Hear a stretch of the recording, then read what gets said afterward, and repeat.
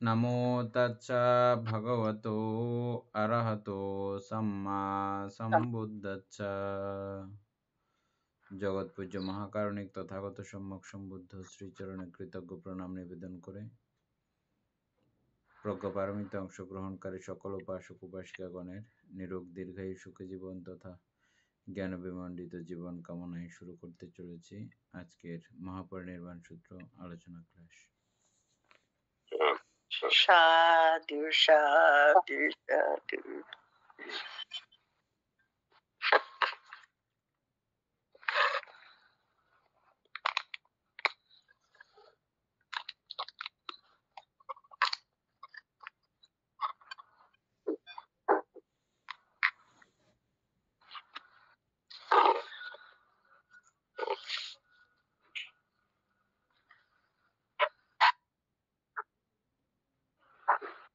উপাসক আরম্ভ করেন।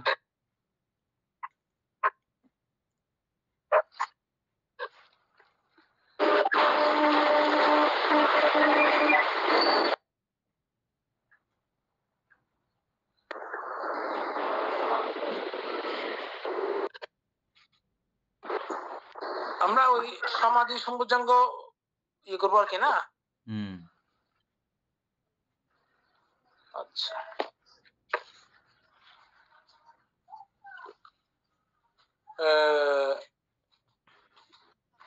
কালকে আমরা অফিস 10টি কারণ সমাধি সম্বুদ্ধাঙ্গ উৎপাদন সহায়তা করে, যথা শরীর ও পরিচ্ছদাদির পরিষ্কার পরিচ্ছন্নতা, শ্রদ্ধাদি ইন্দ্রিয়ের সমতা, নিমিত্ত কুশলতা, সময়ে চিত্তের প্রগ্রহণতা। এখানে প্রগ্রহণতা কিরকম বলা হচ্ছে, যে সময়ে চিত্তে অতি শিথিলতা জন্মে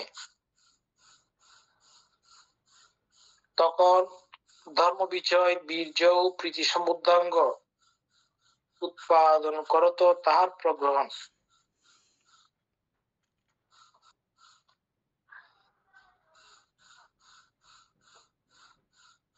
সময়ে চিত্তের নিগ্রহণতা, যে সময়ে আরব্ধ বীর্য হেতু চিত্তে উদ্যত জন্মে তখন প্রসূতি সমাধি উপেক্ষা সম্বুদ্ধাঙ্গ উৎপাদন করত তাহার নিগ্রহ।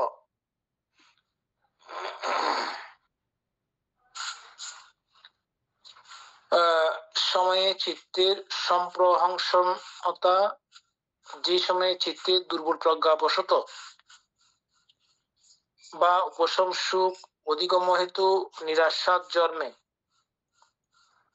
তখন অষ্টবিধ সংবেগ বস্তু জন্ম জরা ব্যাধি মরণ ও অপায় দুঃখ, অতীতের আবর্তজনিত দুঃখ, অনাগতের আবর্তজনিত দুঃখ এবং বর্তমানে আহার অন্বেষণ জনিত দুঃখ ও রত্নত্রয়ের গুণানুসরণ দ্বারা সম্বেগ ও প্রসন্নতা জন্মান।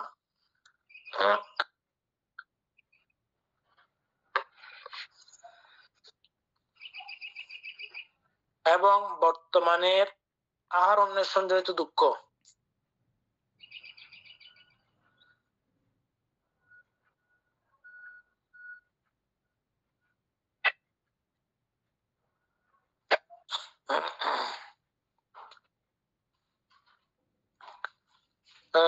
সময়ে চিত্তের উজ্জীবনতা, অর্থাৎ যে সময়ে সম্যক প্রতিপত্তি লাভ হেতু চিত্ত অলীন অনুদ্যত অনিরাশ্বাদ রূপে আরম্মনে হয় তখন নিয়মিতগামী অশ্বের সারথীর ন্যায় উপেক্ষা ভাব অবলম্বন করা,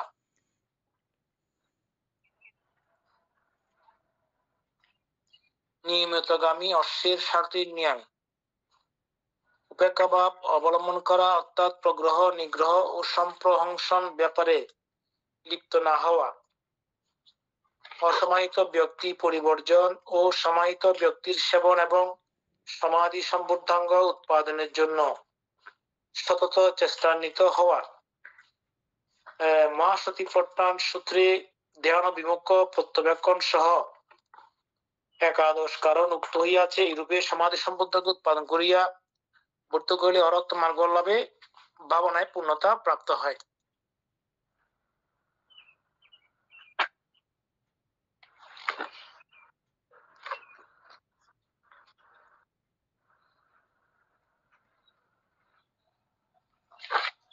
তো এখন এগুলো আমরা আলোচনার মাধ্যমে যাবো আর কি। এটা এমনি তো দরকার আছে বলে মনে হচ্ছে না আর। হ্যাঁ,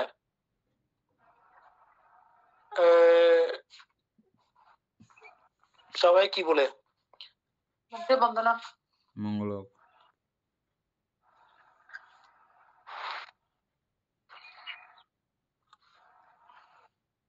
সুকুমার আসছে।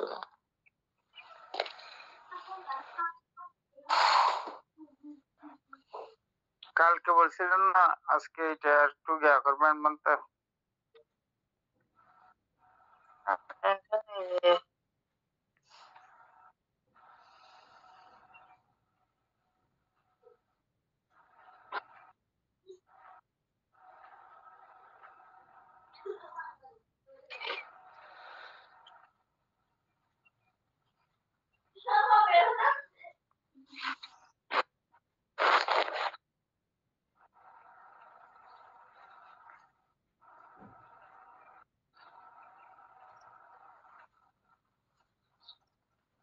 উপাসক তাহলে এক লাইন করে আলোচনা করে ইয়ে করেন।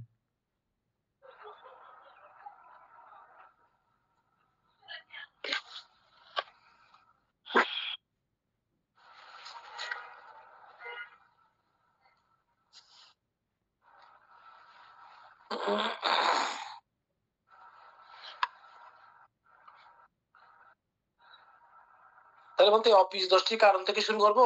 হ্যাঁ, আচ্ছা, এটা আমরা গতকালকে আলোচনা করা হয়েছিল। অফিস 10টি কারণ সমাধি সম্পূর্ণাঙ্গ উৎপাদনে সহায়তা করে, যথা শরীর ও পরিচ্ছদাদির পরিষ্কার পরিচ্ছন্নতা। এটা তো আমরা সবাই বুঝতে পারতেছি না। এটা এটা আলোচনা শ্রদ্ধেবান্তে বুঝছিলেন গতকালকে নাকি? তারপরে তারপর হচ্ছে শ্রদ্ধাদি ইন্দ্রিয়ের সমতা। ওইটা বুঝলাম একটু করে পঞ্চবলের কথা। শ্রদ্ধা, বীর্য, স্মৃতি, সমাধি, প্রজ্ঞা, এই 5টা ইন্দ্রিয় সমতা। তারপর হচ্ছে নিমিত্ত কুশলতা। একটু করে ইয়ে করেন পঞ্চ ইন্দ্রিয়গুলো একটু করে, পঞ্চ ইন্দ্রিয় পঞ্চবলগুলো মনে আছে কিনা দেখার জন্য। উপাসক সুকুমার বাবু, পঞ্চ ইন্দ্রিয়গুলো একবার বলেন।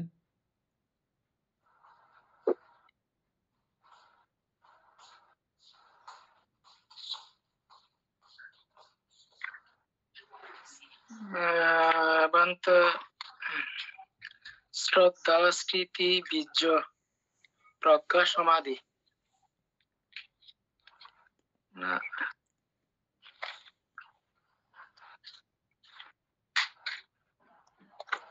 দাদা ঠিক আছে না এগুলো পঞ্চেন্দ্রিয়গুলো না? হ্যাঁ বললাম তো, ঠিক আছে। তো শ্রদ্ধা, বীর্য, স্মৃতি, সমাধি, প্রজ্ঞা। শ্রদ্ধা সম্পর্কে একটু আলোচনা করেন কেউ একজন।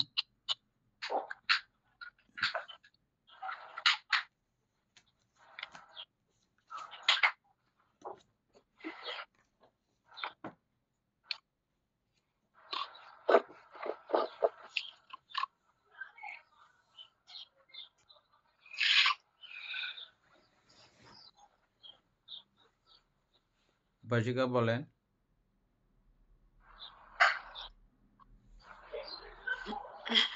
বলতে শ্রদ্ধা বলতে আমরা যেটা আগেও আলোচনা করছিলাম সেটা হচ্ছে কোনো একটা বিষয় সম্পর্কে, কুশল কাজ সম্পর্কে যখন ওটার ফলাফল সম্পর্কে আমরা জেনে না, এমনি না জেনে না, অনেক সময় এই যেটা ভক্তি আছে এটা হচ্ছে যে আমরা ওইটার ফলাফল সম্পর্কে জানি না, কারো থেকে দেখছি কোনো একটা কুশল কাজ করতেছে, ওনার থেকে দেখে ওনার ওই কাজের ফলাফলটা ভালো করে না জেনে যদি আমি কাজটা করি ওটা ভক্তি। আর ওই কাজের ফলাফল সম্পর্কে ভালোভাবে জ্ঞাত হয়ে যখন আমরা ওই কুশল কাজটা করি, ওই কুশল কাজের প্রতি তখন একটা শ্রদ্ধা, ওইটাকে শ্রদ্ধা বলা হয় আর কি বলতে। উপাসক সুকুমার বাবু, আমরা যখন ধ্যান করি তখন এর শ্রদ্ধা নিয়ে একটু আলোচনা করেন। তখনকার শ্রদ্ধার লক্ষণ কিরকম?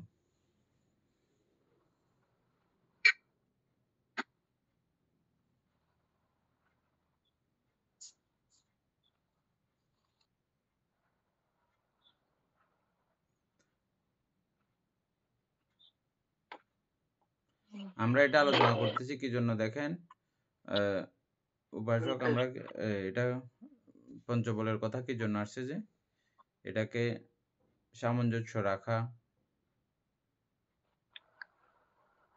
সমতায়ন করা বলতে, হ্যাঁ, সমতায়ন করা কি জন্য বলতে যদি আমরা এই পঞ্চ ইন্দ্রিয়ের মধ্যে সমতায়ন না করি তাহলে আমাদের তো সমাধি লাভ হবে না। সমাধি সম্বুদ্ধাঙ্গ, হ্যাঁ, ওটা লাভ হবে না। বুদ্ধি ক্রিয়াটা লাভ করতে অবশ্যই এটা প্রয়োজন আছে, বলতে এটা না হলে হবে না। আর এগুলো সমতা করার জন্য আমাদেরকে প্রত্যেকটা জায়গাকে আবার একটু চিনে রাখা দরকার। সেজন্য তো আমরা নর্মালি আগের শ্রদ্ধাকে যেভাবে জেনে আসছি, এই ক্ষেত্রে শ্রদ্ধার প্রয়োগ কিরকম এটা আমরা একটু আলোচনা করব। উপাসক সুকুমার বাবু বলেন।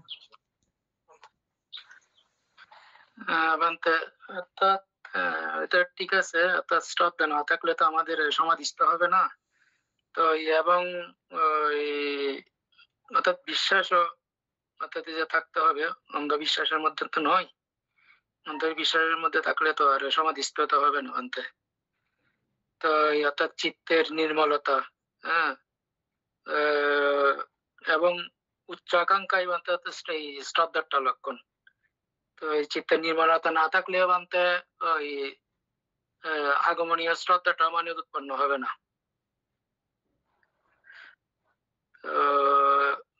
তো যেমন ধরেন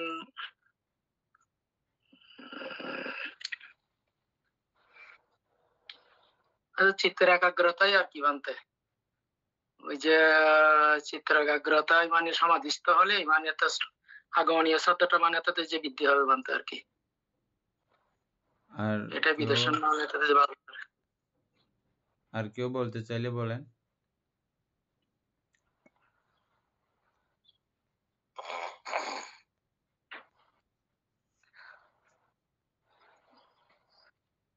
বানতে এখানে এই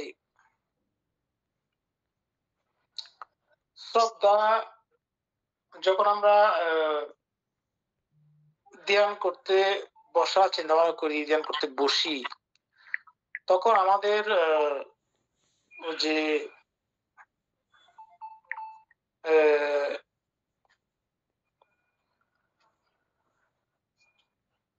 ইন্দ্রিয়গুলোর সমতা আনার জন্য আমাদের ওই আলম্বনের প্রতি, আমাদের মূল বিষয়টার প্রতি যদি আমাদের শ্রদ্ধা অটুট না থাকে, তাহলে আমরা কোন আলম্বনকে আমরা সঠিকভাবে জানতে চিনতে পারবো না।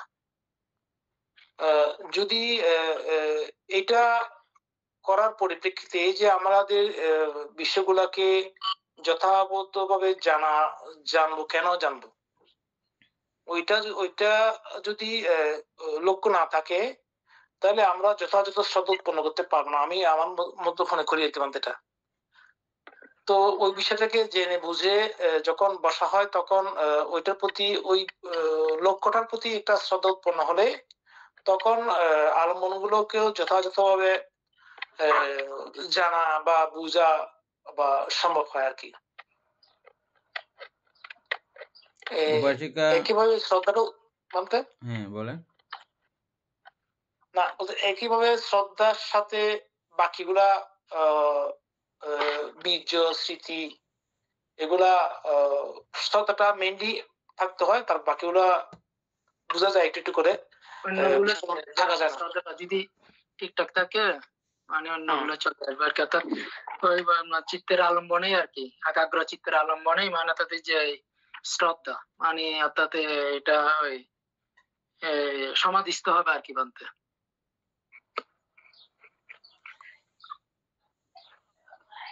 উপাসিকা প্রশ্নটা বুঝতে পারছেন? না বানতে। এবং এখানে আলোচনার মধ্যে এই শ্রদ্ধার কাজ তখন কেমন হবে, এই বিষয়টা কি আপনার এই আলোচনাগুলোর মধ্যে ফুটে আসছে? আমি বানতে প্রশ্নটাও আসলে ভালো করে বুঝিনি। প্রশ্নটা হচ্ছে যে আমাদেরকে সমাধি আনয়ন করার জন্য এই পঞ্চ ইন্দ্রিয়ের সমতা লাগবে বলতেছে। বানতে। তাহলে শ্রদ্ধা পঞ্চ ইন্দ্রিয়ের মধ্যে একটা। বানতে। শ্রদ্ধার প্রয়োগ কিভাবে করব, সেখানে শ্রদ্ধা কিভাবে থাকে, আমরা এগুলো ধর্ম সঙ্গিনীর মধ্যে আমরা পড়ছিলাম কিন্তু। সঙ্গিনী তো পড়ছিলাম বানতে, তবে অর্থ সংগ্রহের মধ্যে পড়ছিলাম, অর্থাৎ ওই অর্থ সংগ্রহে শ্রদ্ধাটা কিন্তু প্রথমেই ছিল মনে হয়। অর্থ সংগ্রহে করার সিস্টেমটা ছিল আলাদা, কিন্তু আলাদা ওইটা ধর্ম ওইটা নিয়ে সঙ্গিনীতে ওইটা গিয়ে এটা দানশীল ভাবনার দিক দিয়ে শ্রদ্ধা আর কি এটা পরিপূর্ণতা লাভ করেছে ধর্ম সঙ্গিনীতে গিয়ে। হ্যাঁ, ওই ধর্ম সঙ্গিনীর শ্রদ্ধার ব্যাখ্যা, অর্থ সংগ্রহের শ্রদ্ধার ব্যাখ্যা আকাশ পাতাল ব্যবধান আছে কিন্তু। এখানে বিস্তারিত আসছে বলতে। এটা এখানে বিস্তারিত ওই সরাসরি দিক দিয়ে যদি বানতে ওই দিক দিয়ে প্রায়োগিক চিন্তা করে ব্যাপার না আসছে। কিন্তু এখানে উপর উঠতে পারবো না আমরা। ধর্ম সঙ্গিনীর এখানে পুরো প্রায়োগিক ব্যাপার, কিভাবে আপনি প্রয়োগ করবেন, প্রয়োগের মুহূর্তে কেমন থাকে শ্রদ্ধা, এই বিষয়ে কিন্তু এখানে আমরা আলোচনা পড়ছিলাম, মনে আছে আপনাদের ধর্ম সঙ্গিনীতে? বলতে ওইটা ওই আলোচনার এটার যে ইন্দ্রিয়গুলোর সমতা মানে এই আছে না বলতে একই, এটাও আপনাকে এখন তো আপনি সম্মুখ সমাধি, হ্যাঁ, তাহলে সমাধি সম্বুদ্ধাঙ্গ আনয়ন করতে হলে আপনাকে প্রথমে শ্রদ্ধা অটুট করতে হবে। শ্রদ্ধাটা হচ্ছে যে আমরা একটা উদাহরণ পাইছিলাম, খুব সুন্দর উদাহরণ, বৃদ্ধ মানুষের কথাই ও পা টিপে টিপে আঙ্গুল টিপে টিপে যাচ্ছে। এটা বানতে ইয়াতে এটা অর্থ সংগ্রহের মধ্যে এই উদাহরণটা অর্থ সংগ্রহের মধ্যে ছিল বলতে। হ্যাঁ, না তারপরে এটা কিন্তু এটার উপরে যখনই এটা ছিল। উনি দেখলেন যে হ্যাঁ এখানে কোনো ভয়ঙ্কর ধরনের গর্ত নাই, কুমিরও নাই, তখন ওনার হাঁটাও শুরু করেছে এবং গর্ত বা ভয়ঙ্কর সাপ আদি ভয়ঙ্করতা কোনো কিছু নাই। ওই মানুষটার প্রতি ক্রমে বিশ্বাস উৎপন্ন হওয়া শুরু হয়েছে। এই ক্ষেত্রেও আপনি যখন এই সমাধি উৎপন্ন করা শুরু করবেন, স্মৃতি ভাবনা করা শুরু করবেন, এই স্মৃতি ভাবনার প্রতি আপনার শ্রদ্ধা হচ্ছে যে ওই বিশ্বাস, হ্যাঁ এটা করা পর্যন্ত আমি খুব আরামে আছি, অনেক ধরনের যন্ত্রণা, কষ্ট, দুঃখ, যাতনা থেকে আমি মুক্ত আছি। এটা তো ঠিক, এটা তো ভুল না, এটা তো ঠিক। এটা হচ্ছে যে সেই মুহূর্তের শ্রদ্ধা। আপনি ওটার প্রতি এখন পরীক্ষিত এবং যতদূর গিয়েছেন ততদূর মজা কিন্তু আপনি পাচ্ছেন। হ্যাঁ, এবং ওইভাবে ওই বিষয়ের প্রতি অতটুকু ভালোবাসা হচ্ছে শ্রদ্ধা, অতটুকু ওটার প্রতি আপনার স্বনির্ভরতা, ওটাকে ধরার, ওটাকে যত্ন করার, ওটাকে লালন করার একটা মানসিকতা তৈরি হওয়া, ওটাই হচ্ছে সেই মুহূর্তের শ্রদ্ধা। এটা করে তো আমি খুব আরাম পাচ্ছি, এটা করে তো আমি নানা ধরনের দুঃখ কষ্ট যন্ত্রণা থেকে আপাতত আমি খুব ভালো আছি। এটা করতে গিয়ে এটাই সেই মুহূর্তের শ্রদ্ধা। মনে আছে উপাসক, আমরা ইয়াতে পড়ছিলাম যে এরকম করে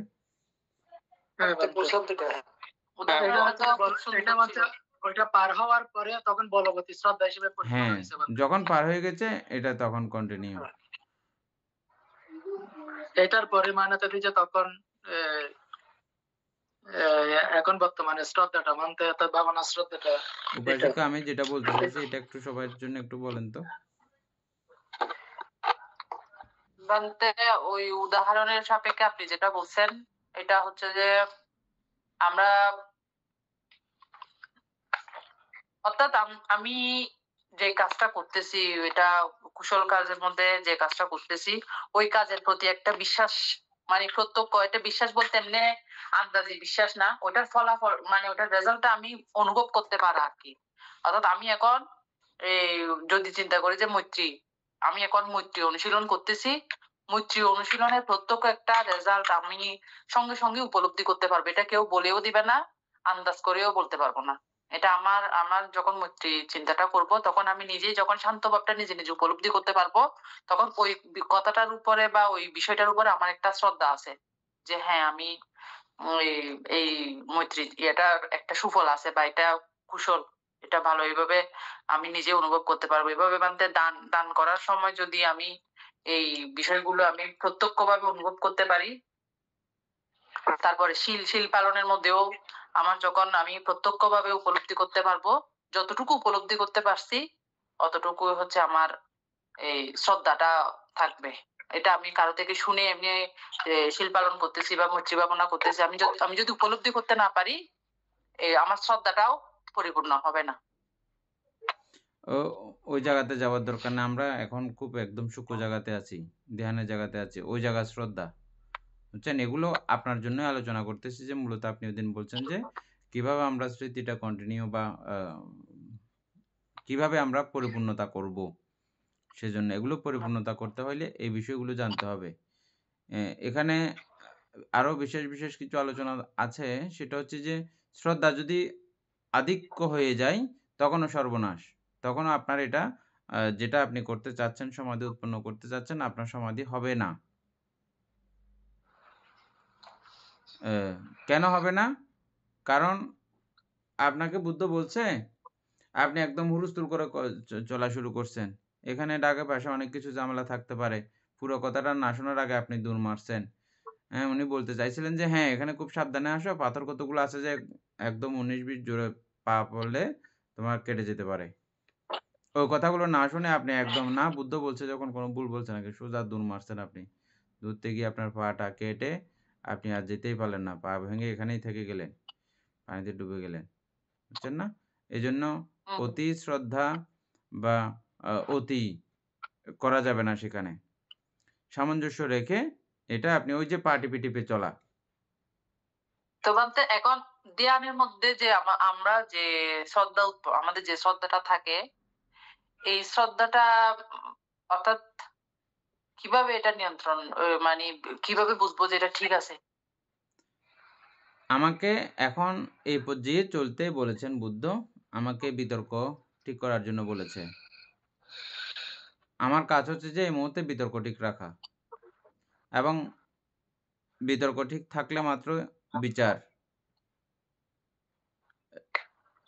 শুরু হয়ে যাবে। বিতর্ক যে মুহূর্তে ঠিক, সে মুহূর্তে বিচারও শুরু হয়ে যাবে। বুঝছেন? তো এই মুহূর্তের শ্রদ্ধা হচ্ছে যে এটা ঠিকঠাক বিষয় চলছে এবং বুদ্ধের প্রতি গারবী হয়ে এবং ওই বিষয় যে আপনি করার সঙ্গে সঙ্গে একটা অনুভূতি, যে অনুভূতিগুলো আপনার কাছে আসবে বলছে, ওই অনুভূতিগুলোর প্রাথমিক অবস্থা যখন আপনি পেতে শুরু করবেন, তখন ওই অবস্থাটাই হচ্ছে যে মূলত শ্রদ্ধা। পরীক্ষিত আভা লাভ করা। মানে পরীক্ষিত আভাস যখন আপনার অনুভূতি হবে, এটাই মূলত শ্রদ্ধা।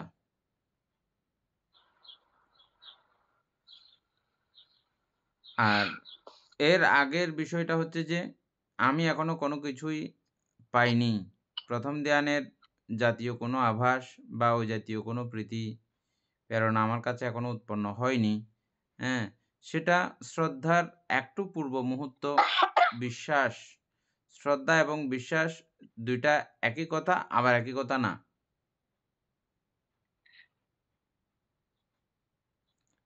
শ্রদ্ধা এবং বিশ্বাস দুইটা এক ক্ষেত্র মতে একই কথা, আবার অন্য ক্ষেত্র মতে একই কথা না।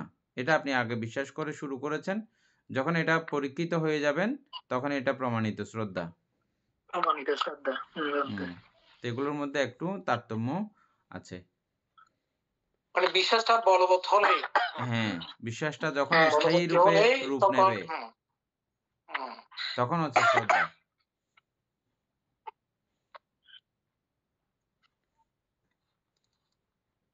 তারপরে পরীক্ষিত আর শ্রদ্ধার কি। পরে আর কি আছে উপাসক? শ্রদ্ধা, বীর্য। বীর্য।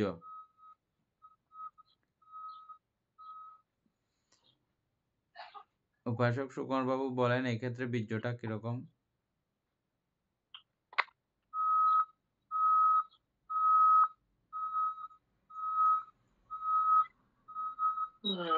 বীর্য তো আমরা তো আগে পড়ে আসছি বলতে, অর্থাৎ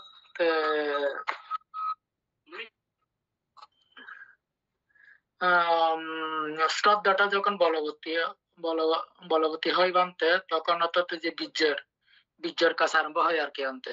হ্যাঁ, তো আম,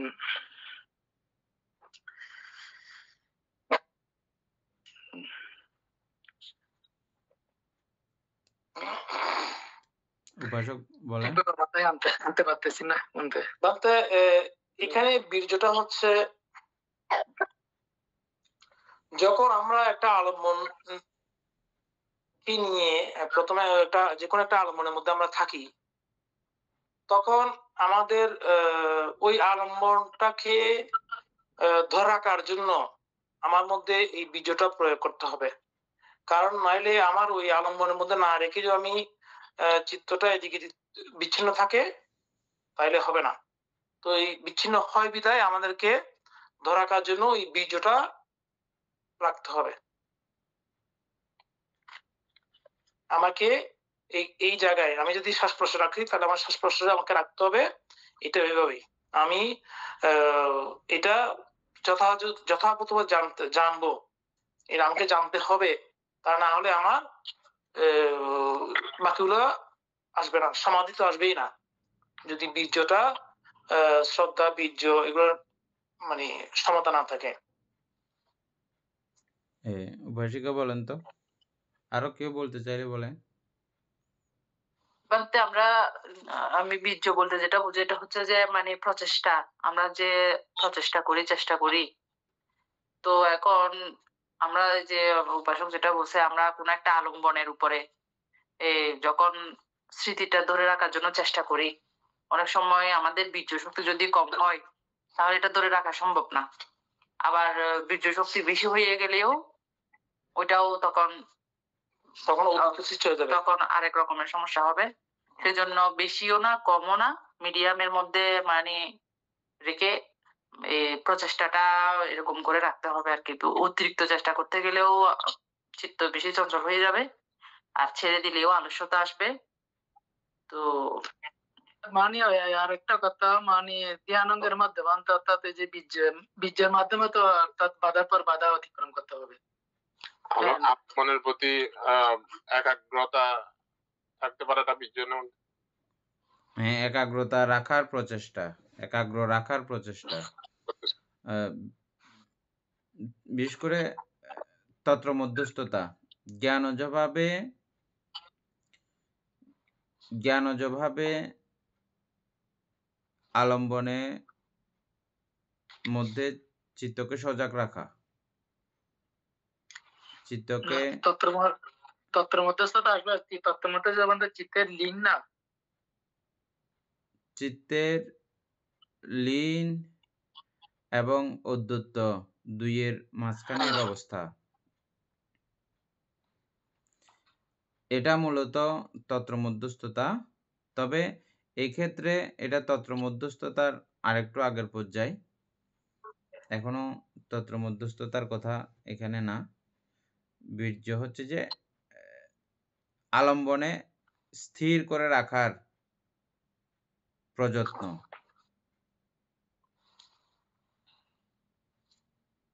বি- বিচ্যুত হতে না দেওয়া, আলম্বনের বাইরে যেতে না দেওয়া, একাগ্র করে রাখার প্রচেষ্টাকেই বীর্য বলা হয়। আলম্বনের উপর চিত্তকে ধরে রাখা আর কি, ধরে রাখা, প্রচেষ্টা ধরে রাখা। ধরে রাখার চেষ্টা করে। ধরে রাখার প্রচেষ্টাকেই বলা হয় বীর্য।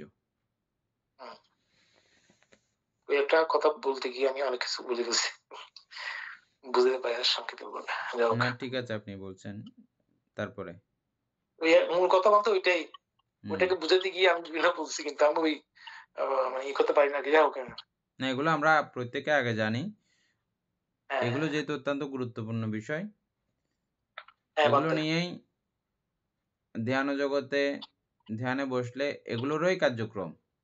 এগুলো সম্পর্কে বারবার পরিচয় না হইলে, বারবার আলোচনা না হইলে আপনি ধ্যানে বসে কি করবেন? হ্যাঁ, তারপরে তারপর হচ্ছে বলতে স্মৃতি। হ্যাঁ, স্মৃতি সম্পর্কে কেউ আলোচনা করলে করতে পারেন। স্মৃতিವಂತ ಸರ್ಪಕನ್ನ ಕಾಯ ಕಾಯನದರ್ಶಿ ವೇದನ ವೇದನದರ್ಶಿ ಚಿತ್ತ ಚಿತ್ತನಶಿ ধর্মে ধর্মদর্শী আলম্বনের যথার্থ স্বভাব অপাদ্রির হয় প্রতিষ্ঠাতা কি বান্ত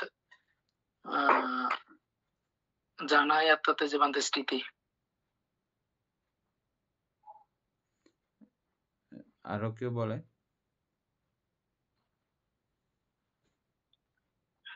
স্মৃতিবান্তে আলম্বনের স্বভাবকে যথাযথভাবে বুঝতে পারা, বুঝা।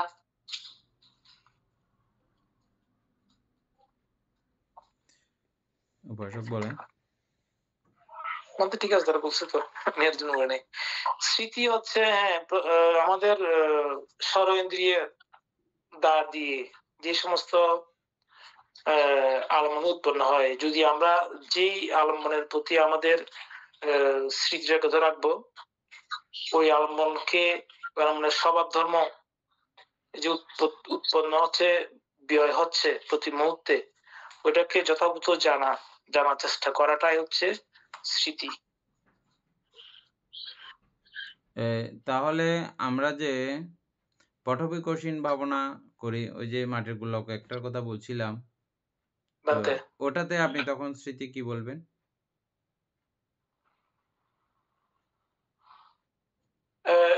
মাটির গোলকটা ওইখানে মানতে ওইটাকে আমার রূপ, ওইটাকে তো রূপ নিয়ে করতে হবে। ওইটা মাটির গোলক এভাবে এখন আপনারা যেটা আলোচনা করবে। করছেন স্মৃতি সম্পর্কে, এটা হচ্ছে বিপাশানার পর্যায়ের স্মৃতি, ঠিক হ্যাঁ আছে? আর নরমালি স্মৃতি তো আমরা দেখতেছি সব জায়গাতে আছে স্মৃতি। আছে, হ্যাঁ হ্যাঁ, স্মৃতির মূল কথা হচ্ছে সজাগতা। হুম, আমাকে যখন পটবিকশীন ভাবনা করতে দেওয়া হয়েছে, তখন আমি পটবিও বলবো এবং ওটার দিকে দৃষ্টি নজর রাখবো, রেখে হ্যাঁ দেবো, সজাগ রেখে দেবো, অন্য কোনো দিকে আমি চিত্তকে যেতে দিব না। দৃষ্টি তো আছে, আমার সমস্ত মন মানসিকতা সবকিছু ওই জায়গাতে, ওই জায়গার বাইরে আর যেতে দিব না। এই যেতে ওইখানে না কেন্দ্রীভূত দেওয়ার রাখা, হ্যাঁ মতো করে সজাগই থাকা, দারোয়ানের মতো করে।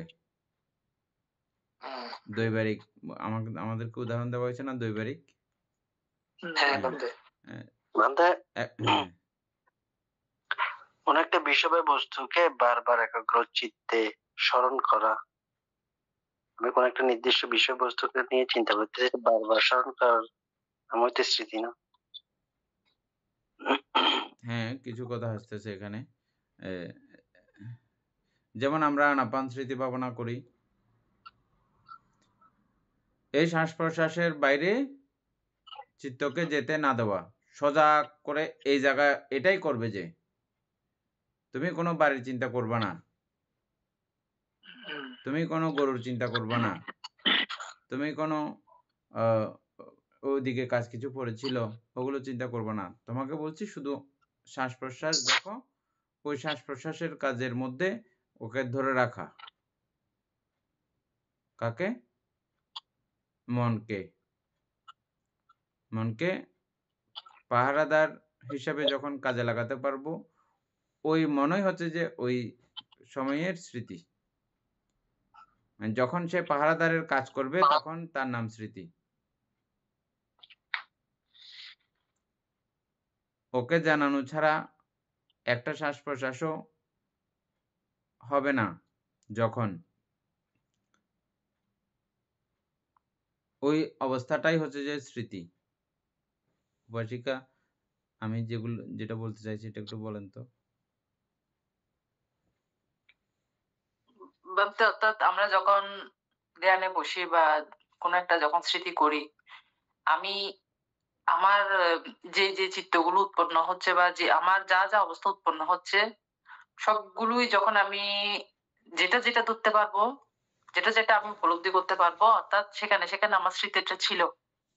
আর যেটা আমার মানে আমি কোনো একটা জিনিস অন্য কিছু একটা জিনিস ভাবতেছি, ওটা সম্পর্কে আমি সজাগ নাই বা আমার কি হয়ে যাচ্ছে এগুলো সম্পর্কে আমি জানি না, কিন্তু অনেকগুলো সময় আমার এরকম হয়। আমাদের অনেক সময় অর্থাৎ আমরা আনাপান স্মৃতিটা করতেছি, কয়েকটা শ্বাস আমরা মানে ওই আশ্বাস প্রশ্বাস বুঝতে পারছি, এরপরে হয়তো চিত্ত অন্য কোথাও চলে গেছে, আমি অন্য একটা বিষয় আমার মনে আসছে, যেটা ওইটা যে মনে আসছে ওইটা সম্পর্কে আমার আর মানে আমি ওইটার মধ্যে ডুবে গেছি, কিছু তো হয়ে গেল আর কি। ওটার মধ্যে ডুবে গেছি বা ওইটা আরো ভাবতেছি। অনেকক্ষণ পরে মাথায় আসলো যে না, আমি তো ওই ধ্যানে বসছি বা আমার আনাপান স্মৃতিতে ওইটাতে মনোযোগ দেওয়া দরকার।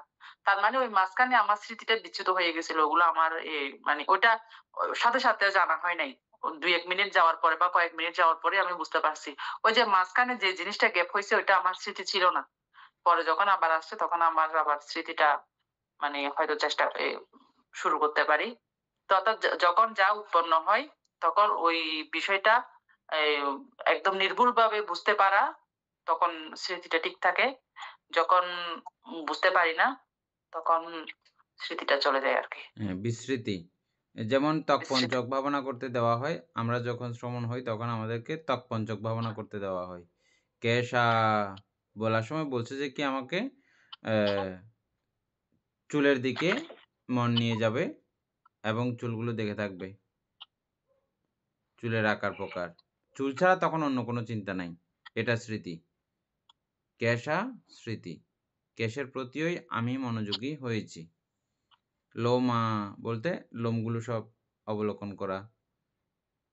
যখন তাহলে যেটা মানুষ পরে কর্মস্থান, বেশি উঠে। হ্যাঁ, যখন যেটা কর্মস্থান তখন সেই বিষয়ে সজাগ থাকা।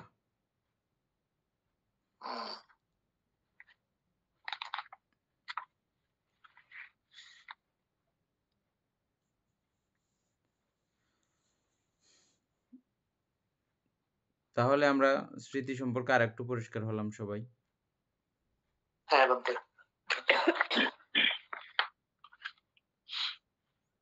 তারপরে সমাধি। সমাধি। সমাধিটা সবাই আরাম করে জানেন। সমাধি আমাদের নরমালি সবারই আছে। এটাকে এটাকে আমরা সমাধি বলি না। সমাধি নামায় আখ্যায়িত করি না, এটাকে একাগ্রতা বলি আমরা। ওই একাগ্রতা যখন দীর্ঘস্থায়ী হয়, লীন হয়। হ্যাঁ, দীর্ঘস্থায়ী হয় একটা আলম্বনে,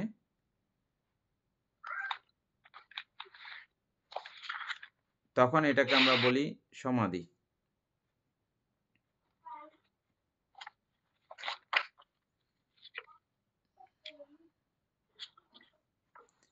সমাধি সম্পর্কে আর কোনো কিছু আলোচনা করতে হচ্ছে না, না?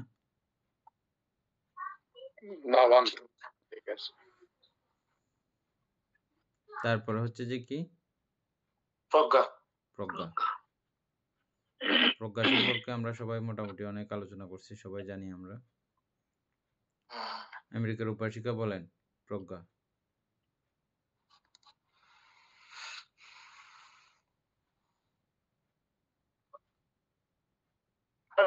প্রজ্ঞাবান বলতে জ্ঞান উৎপন্ন হওয়া আর কি। হ্যাঁ, ঠিক আছে। তারপরে ঠিক আছে না? হ্যাঁ, ঠিক আছে। আরো কেউ বলতে চাইলে বলেন।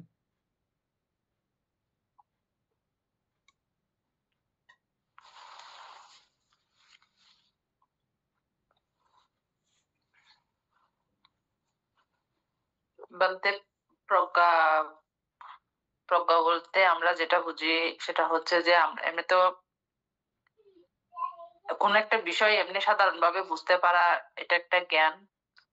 কিন্তু ওটা যথাযথ স্বভাব সম্পর্কে যখন প্রকৃষ্টভাবে জানা হয়ে যাবে, ওটাকে প্রজ্ঞা বলে। সুকুমার বাবু বলেন।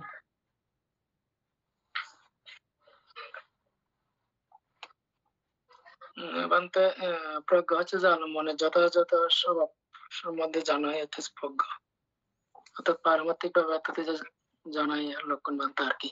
কুটুবাবু এভাবে বলেন, আলম্বনের যথাযথ স্বভাব কি?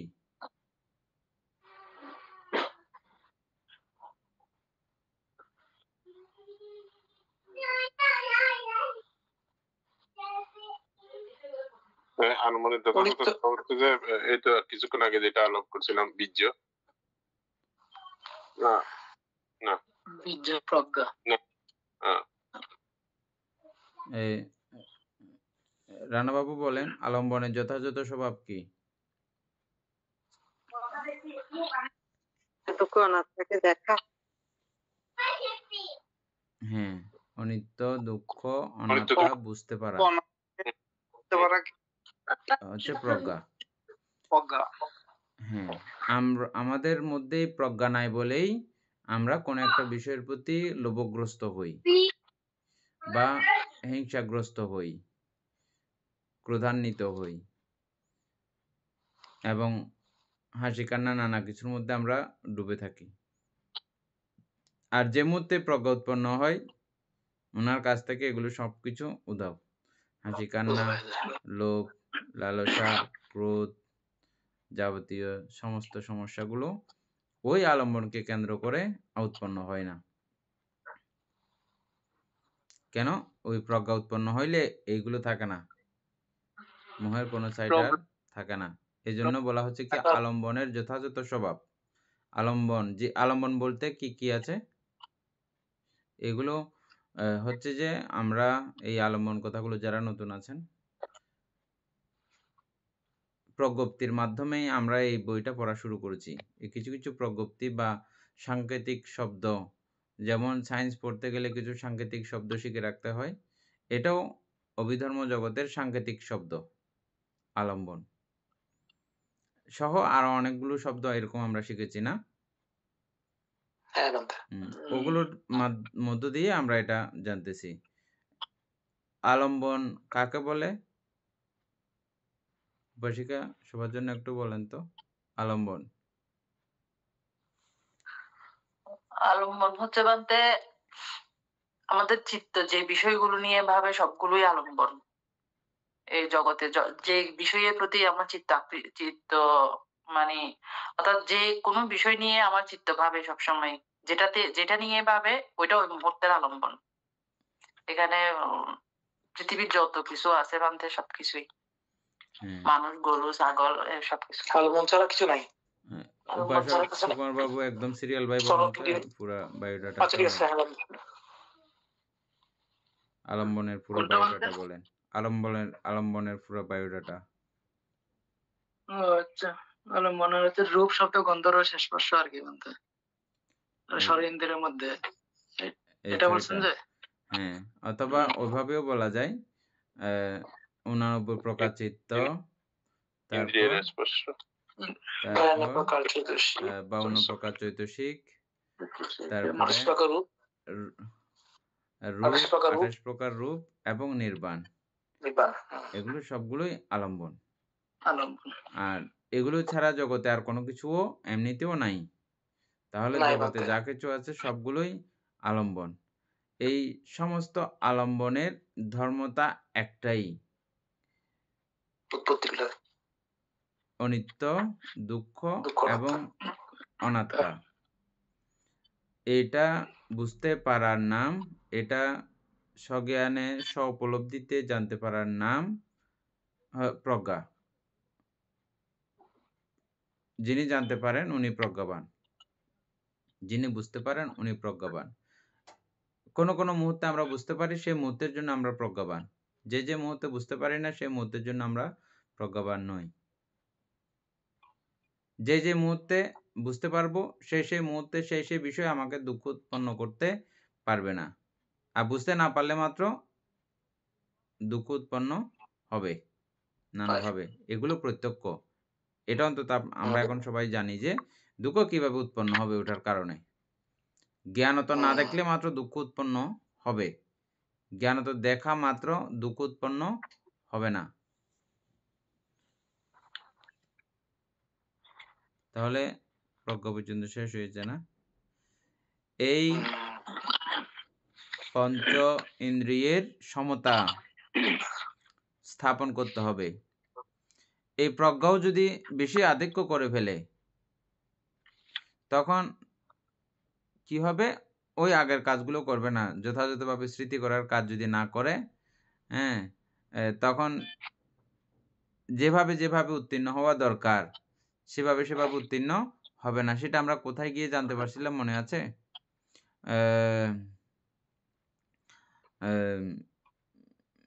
এটা বলতে আমরা ইয়েতে যাচ্ছি না, বিদর্শন জ্ঞানের মধ্যে একটা জ্ঞান আছে যে কি উনি নিজেকে জ্ঞানী বলে মানে অরহৎ বলে ধারণা করে ফেলেছে।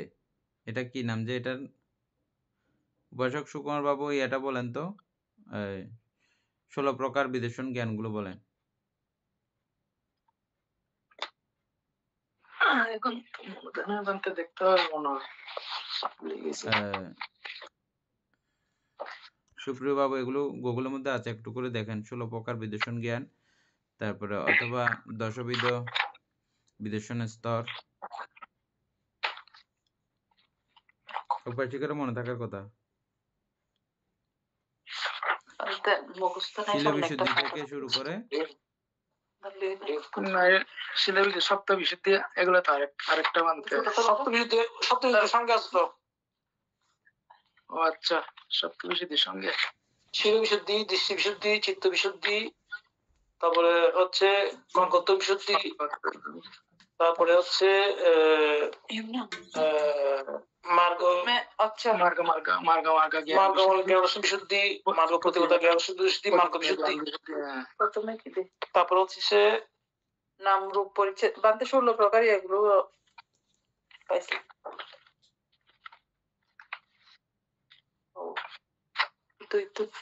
নাম রূপ পরিচ্ছেদ জ্ঞান, এরপর আছে নাম রূপ পরিচ্ছেদ জ্ঞান, প্রত্যয় পরিগ্রহ জ্ঞান, সংমর্ষণ জ্ঞান, উদয় ব্যয় জ্ঞান, ভঙ্গ জ্ঞান, ভয় জ্ঞান, আদিনব জ্ঞান, নির্ভেদ জ্ঞান,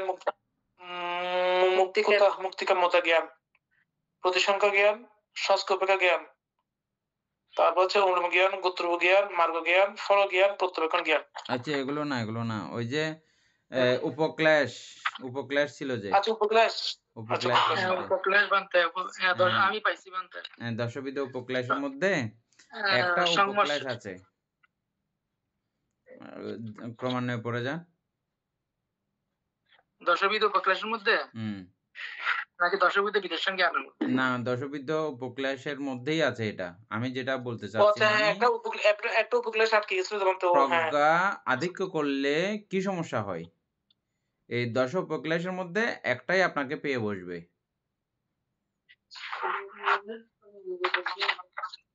এটা আবৃত্তি করলে পেয়ে যাবো। এখন বলেন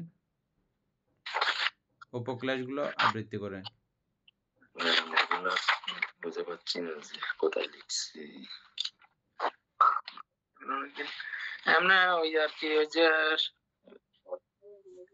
অনুলোম জ্ঞান, সংস্কার উপেক্ষা জ্ঞান, প্রতিসংখ্যা জ্ঞান, মুখ্য জ্ঞান, এগুলো না, এটা না।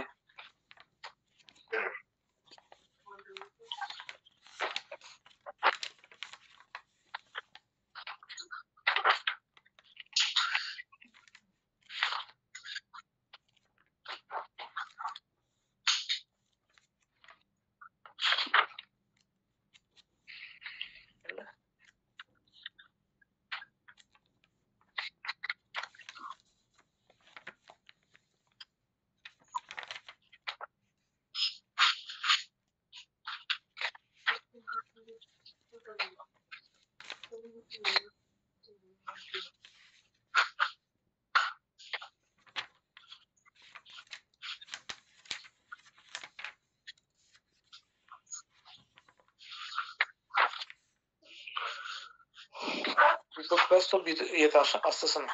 বাংলা উপক্লাস 5 প্রকার। হ্যাঁ বলেন তো এগুলো এগুলো। কামছন্দ 1 কামছন্দ, 2 ব্যাপাদ, 3 আলস্যতন্দ্রা, 4 অদিত্য কৃত্য এবং 5 চিকিৎসা। এটা হচ্ছে যে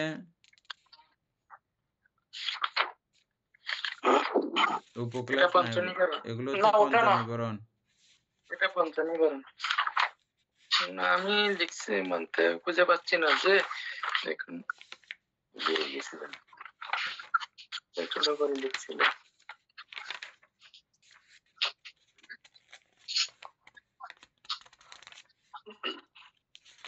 এটা যাই হোক,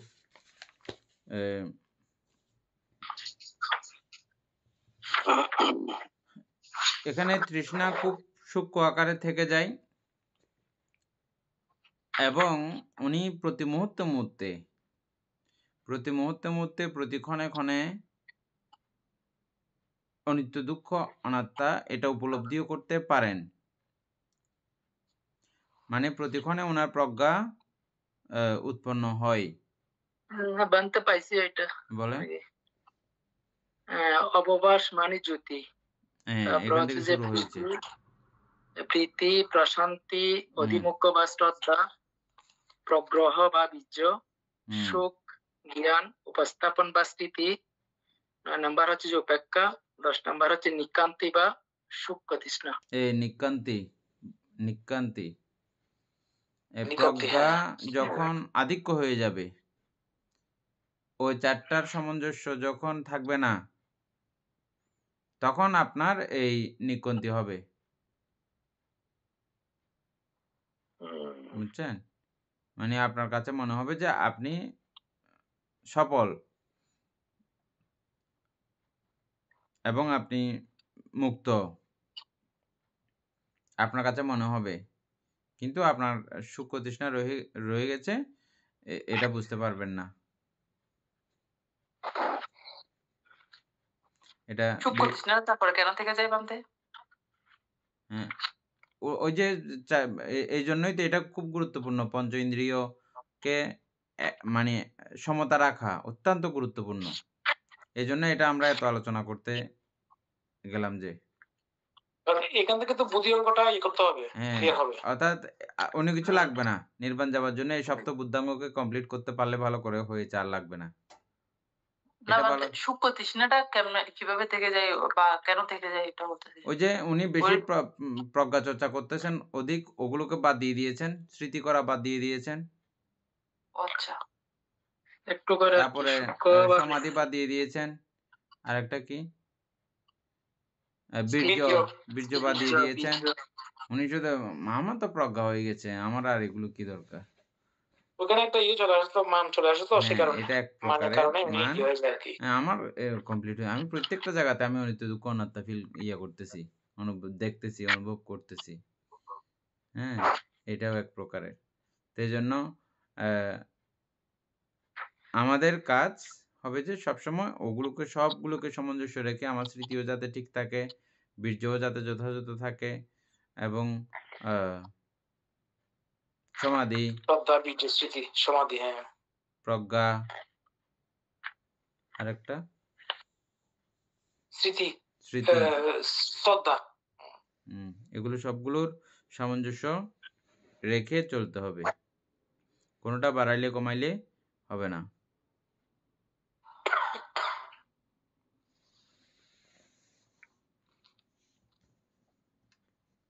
উপাসিকা বুঝছেন না? হ্যাঁ বামতে বুঝছি। মানে প্রজ্ঞা বাড়ে গেলেও কি সমস্যা? বাড়ি গেলে চিত্ত বেশি চঞ্চল হয়ে যাবে, কাবিল হয়ে যাবে। বেশি কাবিলেমি করাও যাবে না।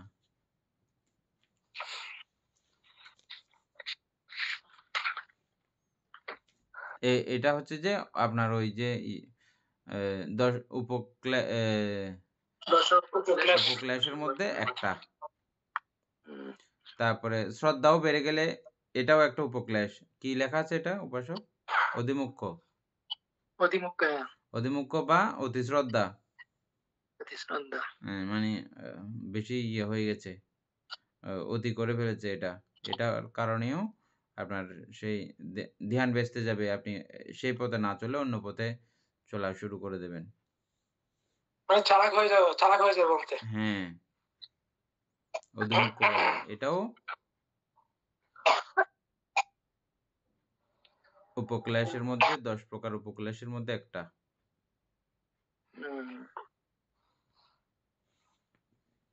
তাহলে আমরা সম্যক সমাধি সম্বুদ্ধাঙ্গ খুব ভালো করে চিনলাম।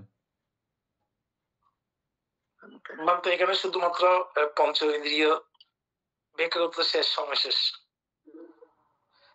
এটা এখনো হয় না, এটা না? সমতা। হ্যাঁ। এটার মধ্যে এগুলোর মধ্যে এমনি সব আছে, এটা সমাধির মধ্যে সব আছে তো।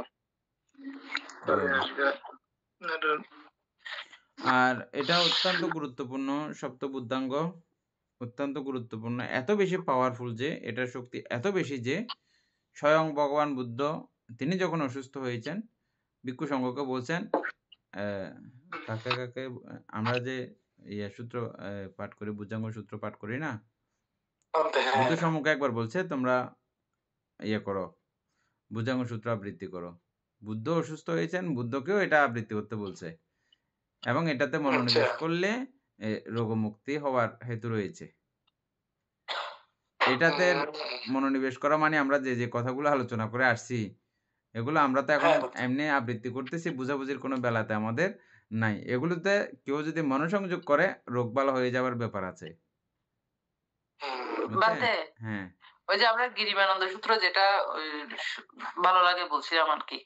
আমরা আগে মনে করতাম যে অনেক আগে মনে করতাম যে মানে সূত্র শুনলেই এমনি কানে বাজলেই হয়েছে আমাদের মানে একটা কোন একটা কিছু। আসলে এই ওই গিরিবানন্দ সূত্র তো এমনি সবগুলো তো বোঝা যায় না পালি, কিছু কিছু শব্দ মানে শুনতে শুনতে মানে পালি অনুভব করা যায়, ওই বাংলা আইডিয়া করা যায় যে ওখানে যতটুকু বুঝি ওটা হচ্ছে যে মানে ধ্যানের বিষয়, ওখানে ধ্যানের মতো বিষয় আছে, ওই বিষয়গুলো ভালোভাবে বুঝলেই মনে মনে একটা আচরণ হয়, ওই আচরণের কারণেই মানে ওনার একটু ভালোটা লাগে আর কি, সুস্থতাটা লাগে।